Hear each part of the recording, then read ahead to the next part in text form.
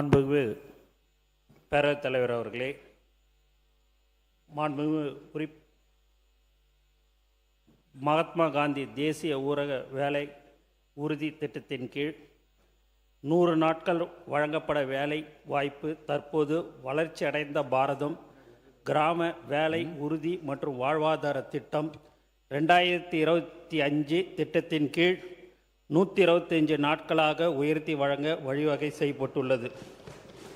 இத்திட்டத்தின் கீழ் கிராமப்புற குடும்பங்களுக்கு உத்தரவாதமான வேலைவாய்ப்பினை அளிப்பதன் மூலம் வாழ்வாதார பாதுகாப்பை வழங்குவதுடன் நீடித்த பயணித்துள்ள மற்றும் நிலையான சமூக சொத்துக்கள் உருவாக்கப்படும்.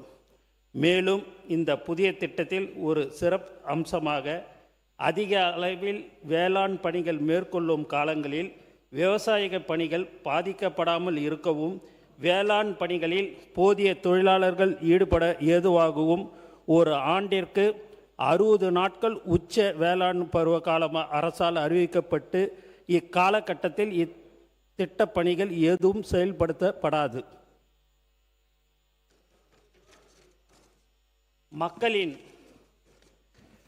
வாழ்வாதாரத்தை மேம்படுத்த வேண்டியுள்ளதாலும் ஊரக தொழிலாளர்கள், குறிப்பாக ஆதி திராவிடர் மற்றும் பழங்குடியினர், மாற்றுத்திறனாளி தொழிலாளர்கள் ஊரக வேலைவாய்ப்பு அளிக்கும் திட்டத்தை அதிகமாக சார்ந்திருப்பதாலும் தமிழ்நாட்டில் ஊரக பகுதியில் தொடர் தேவை இருந்து வருவதினாலும் விபி கிராம் 2025 புதிய திட்டம் 1/7/2026 முதல் செயல்படுத்தப்பட்டுள்ளது.